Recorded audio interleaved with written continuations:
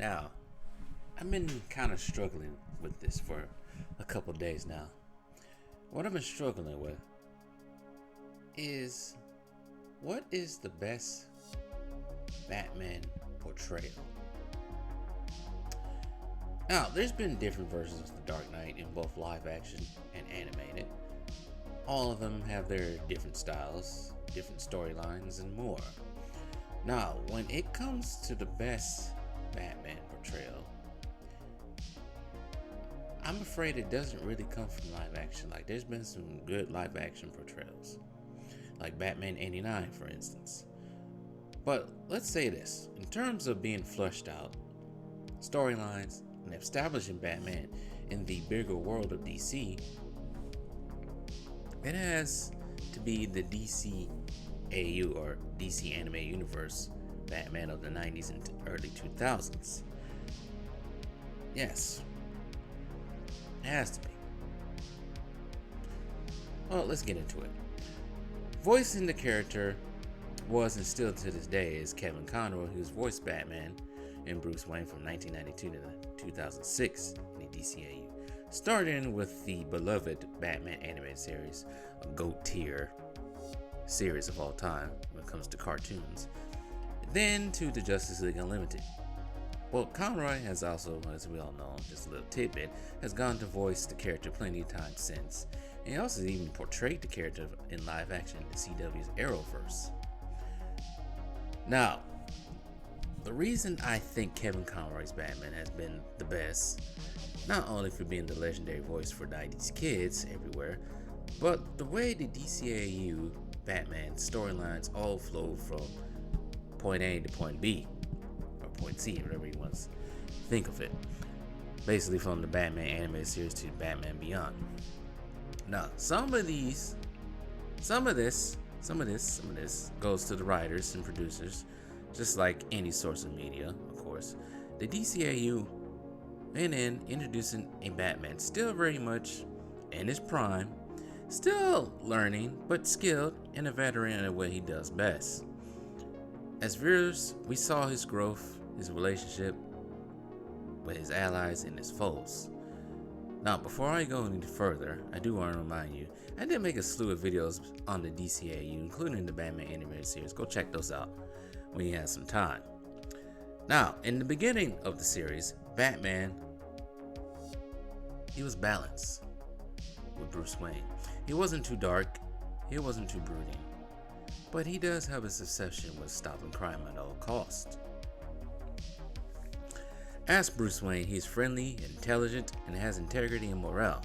Kevin Conroy did do a good job on voicing Bruce, having that friendly tone, warm voice, and also having a slightly, I don't want to say darker, but a slightly deeper, kind of darker voice as Batman. For example of his integrity, he canceled bad deals, including a deal with a timber company in Amazon that was chopping down trees, and this deal was made behind his back, and he was always trying to help anyone struggling or in need. Some people might not like that because he thought he was just some rich guy just being in the way and trying to act like he was holding it out. As Batman, he's not as brutal like the other portrayals, but he keeps his whole aura of being Batman, being feared in Gotham by Gotham's worst. He doesn't kill, and he's willing to also even help his enemies out. For example, he didn't give up on Harvey Dent / Two-Face. Well, that was technically his friend, but eventually he did later on, but we'll get to that later. Now, as the series ended and became the new Batman Adventures, basically the sequel to Batman animated series, something did change with Batman. I don't know whose ideal it was. Was it Bruce Timm decision or someone higher with Warner Brothers Animation? But Batman changed a lot. Not too much, but a lot from what he was in the Batman animated series. You didn't answer my question. I can't! He'll kill me! Death is death. Does it matter who administers it? As a part of his growth, he received a new suit, my favorite variation of the bat suit, the good old black and gray. But Bruce became darker. Like everyone was given a makeover in the show to match the animation style of the Superman the Animated Series, another top tier animated series of the 90s. The sleeker look for the woman and the buffer look mainly for Batman. But why did Bruce become so stern, almost cold, wearing black all the time? And as Batman, Conroy changed Batman's voice to become darker, grim, stern, and the same for when Conroy had to voice Bruce, just a little bit lighter. All different from the Batman animated series. But he knew how to rock a damn turtleneck. All he needs is a damn gold chain. He looked like somebody, whatever, not gonna go there. But the reason for this supposedly is to distinguish from him from the rest of the Bat family is Nightwing, Batgirl, and Tim Drake were more lighthearted, sort of say. Well, maybe just Barbara Gordon and Tim Drake. Dick Grayson had a little anger side to him in the series due to the fallout between him and Bruce. Now, I never read the comic books that tied into the series, so I really don't know the ins and outs, but I don't mind the change at all to Bruce's attitude and demeanor. I actually enjoyed this, but Batman still continued his code of ethics into the show. It was just, like I said, more stern and colder. Maybe the crime in Gotham took its toll on Wayne, which in case is a little bit more realistic, somebody fighting crime like that all the time, but we'll get to that soon. Also, there was a storyline they carried from the previous series. Going back to Dick Grayson, Bruce and Dick Grayson had a falling out that was portrayed in the episode called Old Wounds. Mainly, Bruce didn't attend Grayson's college graduation. Instead, he was fighting crime, and Grayson always felt that Bruce was too overbearing at points. Eventually, as we know, Grayson became Nightwing, but Grayson stayed around as Nightwing in Gotham. Tim Drake became the new Robin, and Batgirl became basically Bruce's main sidekick and side piece. Why did the writers of the comic book think it was a good idea to have Bruce knock out Barbara? All the women that Bruce can have, like Catwoman, Talia, Wonder Woman, heck, even Lois Lane, if he wanted to, but why Barbara? Why her? Made Bruce seem like an ass. No wonder why Dick Grayson didn't like him. But I guess that's what happened when you're straight, rich, alpha, Chad. But moving on. During this time, he meets Superman for the first time. The two bump heads a lot due to their techniques of approaching crime. It was like one was trying to out-alpha the other. Actually, it was a little bit of Clark being jealous that Bruce was wooing Lois Lane. But it was hard to out-alpha Batman, but Superman tried it. Now, the heroes wouldn't really develop a better friendship until the Justice League series came around. But as time continued to move on, Bruce became more colder, more withdrawn, and more of a solo act. Now, there was events that took place that affected Bruce in this timeline. Now, I don't know what came first, Justice League or this movie. Well, chronologically, if you can think it time-wise. But the biggest incident that made Bruce colder was the treatment of Tim Drake from the Joker. And Batman Beyond the Return of the Joker, we find out in the past that Tim Drake was kidnapped, tortured by the Joker and Harley Quinn for months, eventually brainwashing the poor boy to become the Joker via a brainwashing chip. With that, going into the Justice League series, two Justice League series, Justice League and Justice League Unlimited, he was sort of, like I said before, withdrawn. Only worked with the Justice League when he wanted to, hence him being quoted a part-time member, but also did pay for them damn watchtowers. Once again, this code of ethics didn't change. Still heroic, still the darkest out of the bunch, even scaring the most powerful of the heroes. Maybe this could have been done to give each character their separate personalities, of course. But the whole lone wolf persona for him did match. Plus, still, Bruce was willing to sacrifice himself multiple times, including destroying the Thanagarians' science project they had on Earth, as bats call it, and knocking a missile from destroying the island with loads of people on it, while Superman and Doomsday were fighting on that same island. In addition, Batman was always on it. Since the Batman animated series, he's gotten better with his techniques of sleuthing and detective, like tracking down Amanda Waller to her home while she was taking a shower. Yes, this happened.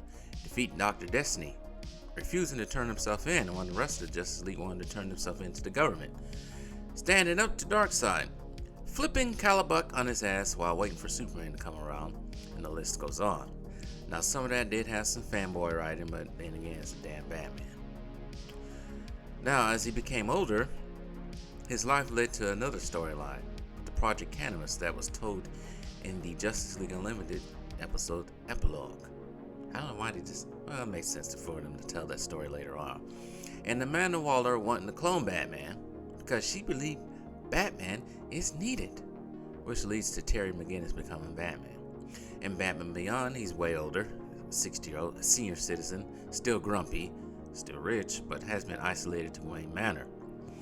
He's no longer Batman, probably one of the reasons he's grumpy. In his mind, he needs to become Batman. Probably didn't like the way he went out, having a heart attack and almost using the gun, breaking his main rule.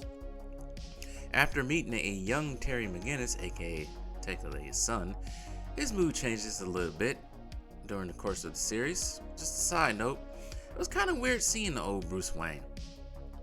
As a kid watching this, you see him go from brooding, dark, kicking ass in the previous series to an old grumpy man with a cane and a dog, but still managed to kick some bottom feeders' asses. He does have a taste of being young again after experiencing the Lazarus Pit via Talia al Ghul, but not really Talia al Ghul. You guys have to watch that episode to get what I mean. It's called Out of Time. That all you got? Not quite. Impressive little man. Now I know it's a cartoon, and let's say they have a little bit more room for building a character. Then again, Marvel has done it with Tony Stark in the MCU. The thing is, DC has no clue what they're doing cinematic wise, but that's a different story for a different day. And anybody who has watched my channel for some years now know how I feel about the DCEU. But like I said, different story for another day. Going back to DCAU Batman, they put a lot of work into these storylines for Batman. To bring it home, they started with the young Batman obsessed with stopping crime in Gotham, but at the same time made him optimistic, but also struggled eternally. Built storylines around him, including Dick Grayson, detailing their relationship as a relationship with other sidekicks, detailing the relationship with Superman to some point, but as well establishing with other heroes in the DC universe. They made him love. They detailed that this man would never have a noble life. They gave him a son not named Damian for some reason, but it's alright, I guess, because everybody loves Batman Beyond. And even they turned him from an optimistic young Bruce Wayne to an older man, still facing the same issues he had before, probably never to really get over them, sort of say. But the same issues that caused him to be isolated. By Batman Beyond, his relationship with Dick Grayson really soured, same as Tim Drake. They were never really all the same, and all his love interests either died or left him. Catwoman left, Talia dead, Barbara Gordon went on good terms, and for some reason he ignored Wonder Woman. But I see you, Batman, I see you.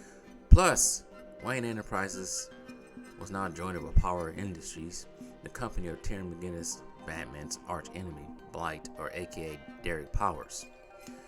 And the only one that was really in his corner from beginning to end was Alfred, who has now, since Batman started, has passed on. In the end, the DCAU Batman lived an interesting life of ups and downs. This version of Batman is probably has to be one of the most fully constructed from beginning to end. I think this Batman is one of the reasons why I love Batman, of course, but one of the reasons why the character has grown in popularity in the early 2000s, and one of the reasons why millions around the world admired the Dark Knight. But not to say that Christian Bale didn't, but the DCAU Batman is probably one of the best portrayals in live action and animated media.